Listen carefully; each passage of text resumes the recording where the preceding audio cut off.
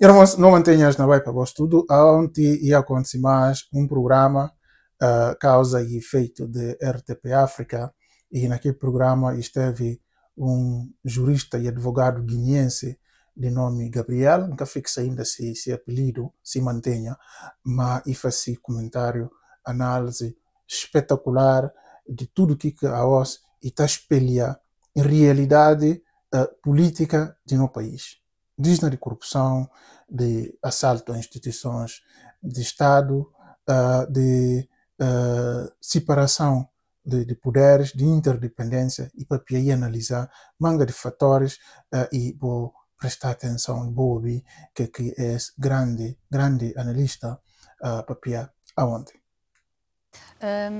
Na Guiné-Bissau, a corrupção está intimamente ligada à questão do narcotráfico? Sim, eu diria que aqui uma confluência de fatores, desde logo o problema do narcotráfico, cujo combate regrediu muito nos últimos 5 anos, mas também o próprio autoritarismo de que fala o relatório e a sua correlação com a corrupção, porque neste momento, e já vem de algum tempo, temos um governo que basicamente funciona à margem das regras que gerem as finanças ou que regem as finanças públicas. Não há orçamento geral do Estado que possa limitar, por exemplo, o endividamento. Nós, cidadãos guineenses, ficamos a saber das dívidas que o Estado da Guiné-Bissau vai contraindo quando, por exemplo, consultamos as notícias que saem através das entidades financeiras da África Ocidental, nomeadamente a Bolsa de Valores, os títulos de dívida que são emitidos por lá, mas também há situações que nos surpreendem, como, por exemplo, pagamentos de há uma semana de 1.000 milhões de francos CFA a uma suposta entidade fornecedora de serviços, ou bens e serviços que nós não conhecemos, mas diz-se que o destinatário é o Ministério da Defesa e o Ministério do Interior, o que significa que, não havendo Orçamento Geral do Estado, estando fechado o Parlamento, não estando a funcionar o Tribunal de Contas,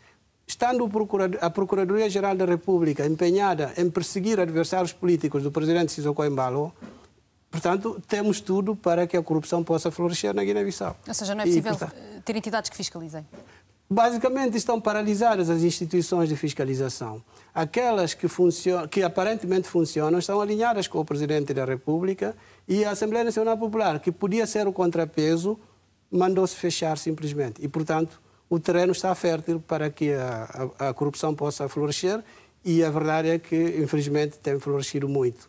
Agora, relativamente ao narcotráfico, também nós temos visto, por exemplo, desde que o Poder Judicial perdeu a sua autonomia há 5 anos, quando o presidente Sissoko Embalo ascendeu ao poder, nós temos visto decisões muito estranhas, como, por exemplo, no caso Navarra, em que as pessoas foram condenadas na primeira instância, depois recorre-se para a segunda instância e já vai diminuindo a pena até chegar ao veredito final, que na prática iliba os traficantes. E agora conhecemos uma decisão da primeira instância há pouco tempo, em que, com uma correta aplicação da lei, as pessoas que foram acusadas deviam ser condenadas numa pena à volta dos 30 anos de prisão, são condenadas a 17 anos de prisão todos eles.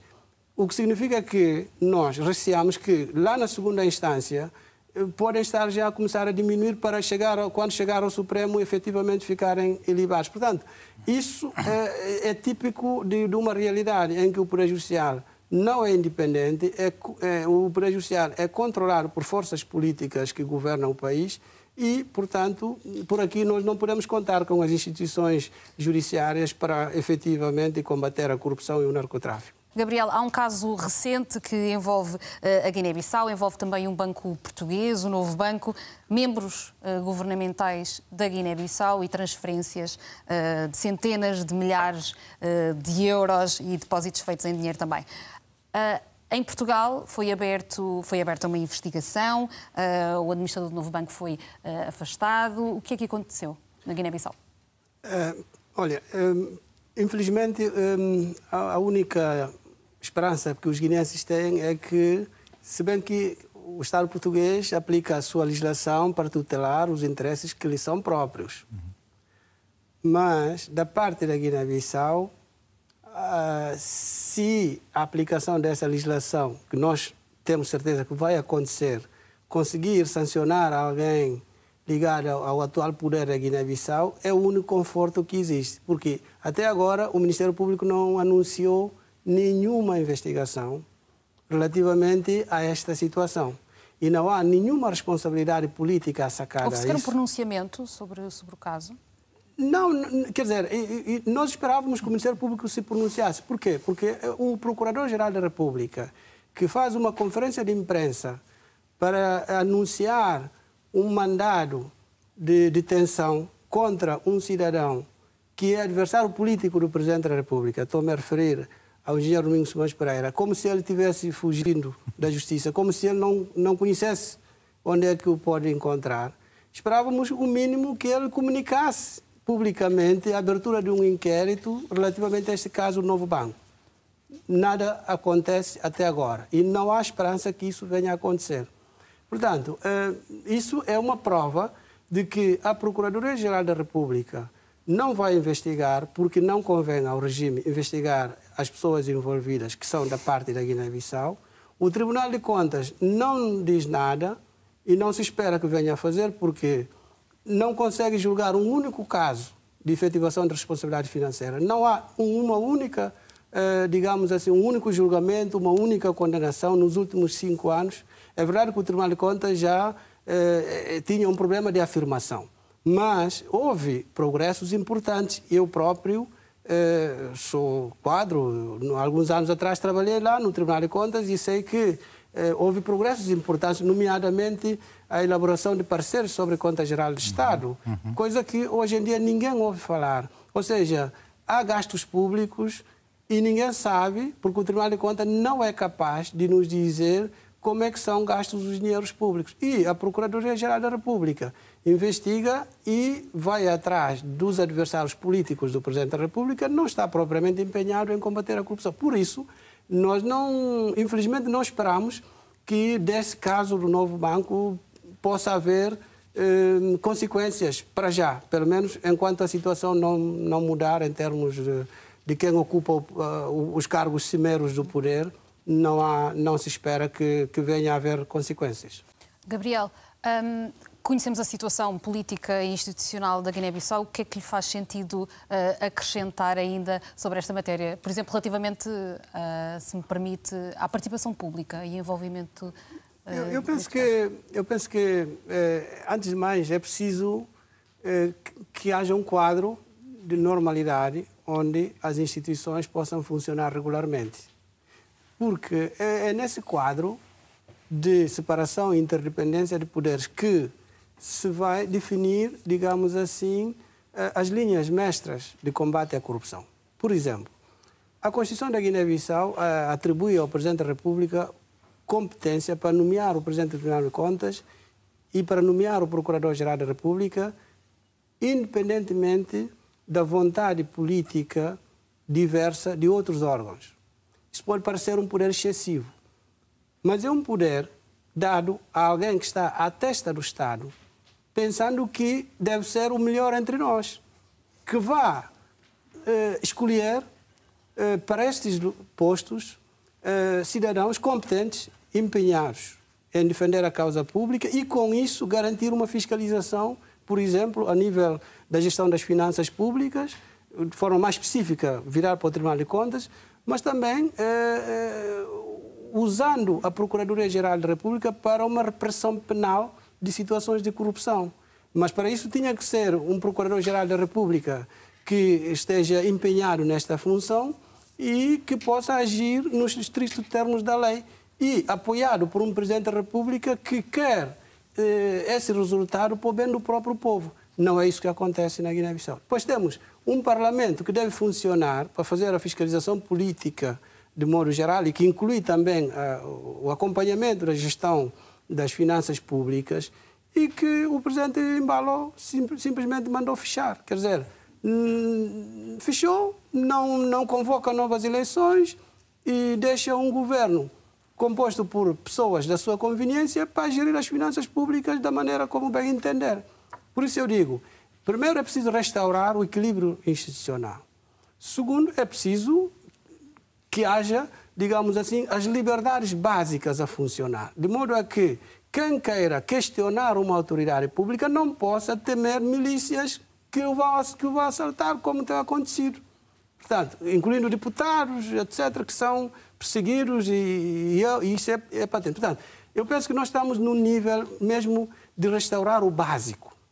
E depois de restaurar o básico, que é o equilíbrio institucional, as liberdades básicas a funcionar, a liberdade de imprensa. Olha que nós temos, nos últimos 5 anos, um dos setores que mais sofreu na Guiné-Bissau é a imprensa, justamente com assaltos de homens armados às rádios, estações de rádio privadas, etc. O que significa que, quando nós restaurarmos este equilíbrio básico, aí sim nós temos condições de averiguar, digamos assim, através, por exemplo, dos instrumentos de governação, como, por exemplo, a Lei do Orçamento Geral do Estado, verificar se o governo está a contrair dívidas além do que é autorizado pela Assembleia Nacional Popular. A única maneira de sabermos qual é o limite do endividamento é através da Lei do Orçamento Geral do Estado, que é aprovado pela Assembleia Nacional Popular e é fiscalizado pelos deputados.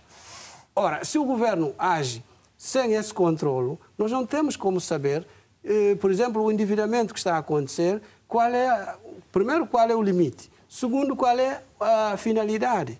Como são aplicados esses recursos. Nós sabemos que temos um país altamente endividado, mas depois nós não olhamos para os serviços públicos, para os bens públicos, nós não sabemos onde é que esse dinheiro está a ser aplicado.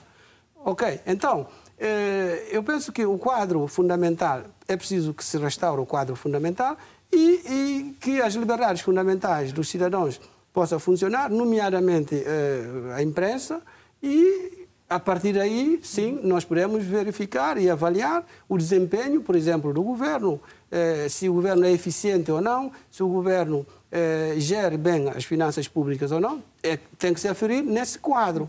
E o próprio Tribunal de Contas, se o Presidente da República escolhe para lá alguém que vai lá e que não audita, não efetiva a responsabilidade financeira, porque quem governa são aliados do presidente, é óbvio que nós estamos realmente numa situação em que não há como combater a corrupção, infelizmente. Bom, explica a acusação de uma maneira que cedo, sem curva, sem guingue, e Umaru Sissoko Embalo que passa todo este tempo na contando de como se problema com se adversários políticos e tem a ver com a vontade de Umaru Sissoko Embalo de lutar contra a corrupção na Guiné-Bissau. Mas a nós tudo nós se vai de sempre de como aquilo tudo história que corresponde minimamente à verdade ao relatório de ONG que Transparência Internacional bem capaz de confirmar mais de como que não está falando sempre de como e que tem nenhum tipo de combate contra a corrupção na Guiné-Bissau, mas pelo contrário, índice, okay, de percepção de corrupção aumenta na Guiné-Bissau. O que é que me se fala boas que me fala boas que de como corrupção, nível de corrupção aumenta na Guiné-Bissau substancialmente. E a Guiné-Bissau é considerado país organização muito credível que está a produzir relatório anualmente para contar que países que mais corruptos e que países que menos corruptos no mundo. Guiné-Bissau a se confirmar como o país mais corrupto de países de PALOP. PALOP, países de língua oficial portuguesa, países africanos que está papel português. Na tudo aquele países, Guiné-Bissau é considerado o país mais corrupto. Então, hora que parece a um relatório final, um documento que está conta claramente de como não tem problemas sérios, problemas sérios de não instituição, instituições e que consolidadas, instituições frágeis, corrupção está enraizada na tudo nível, desde mais baixo até mais alto, e tráfico de duto que está na aumenta cada ano que passa, né? E captura de instituições que estão a acontecer na hoje de nós todo dia, e séries de questões, coisas que não passa todo este tempo não explica, é que outros guintes é confirmar e repetir. Todo mundo civil guinense civil de como Guiné-Bissau está na baia de mal para pior. Só que quem que camisti olhar, quem que camisti entender, que está entendendo, quem que está a apoiar o regime de Sissoko, ele que está a defender a opinião contrária. Mas a maioria de nós guineenses não sabe, não olha e não está acompanhando o que está passando no país. Por isso que não cabe de certa para ninguém enganar, porque simplesmente não olha exatamente o que não acontece no país. Porque poder lutar com a corrupção num país que está funcionando sem orçamento geral do Estado. Orçamento geral do Estado é um documento, e uma lei, ok? E um documento financeiro principal do país, e lei. E lei está mandando como governo, ninguém que pode governar sem orçamento geral do Estado, sem um programa de governo, ninguém que pode governar. Mas a gente diz que é assaltar país, é assaltar parlamento, é não governa de forma criminosa, sem um orçamento geral do Estado, sem um programa aprovado para a Assembleia. É simplesmente a captura país e é na fazer que é mexer. Que tem a Assembleia, que tem parlamento para controlar eles, tudo que eles ganhos e gastos, ninguém. E que tem um órgão de fiscalização. Tribunal de Contas, quem que está presidente do Tribunal de Contas, quem que está nomeado presidente da República. Ora que o presidente da República nomea presidente do Supremo Tribunal de Contas. E depois tem mais um governo que é favorável a presidente da República, que é o Tribunal de Contas que não pode papelhar. Nunca pode simplesmente papelhar nada, porque é que não fiscaliza nada, é que não controla nada, porque tudo que está no governo e amigos do presidente da República, então amigos do presidente da República simplesmente que pode perseguir. Simplesmente é que pode apanhado na uma coisa que tem a ver com corrupção. Canto biasco documentos para se ali, denúncias para se ali, de corrupção de valores em dinheiro altíssimos, que simplesmente capturado, ok, e furtado para diferentes elementos que fazem parte do governo, mas que simplesmente ninguém que está para pena própria, ninguém de regime que está para pena, é fim que é que entende que não passa. E como nós não está ali no canal e para poder ajudar a gente para abrir para entender o que não passa nesse país, porque é normal é que as gente estão estado a fazer contra o Estado. Vou chegar ao fim de mais um vídeo, não pedir voz para vou partilhar, vou escrever comentário, vou contar no que vão pensar, vou clicar no botão gostar e vou permitir o canal para ir crescer mais, que sempre está a falar, mais importante de tudo, vou lembrar, na hora que vou partilhar vídeo, simplesmente você não permitir outros guineenses para ter acesso à informação de verdade, informação credível.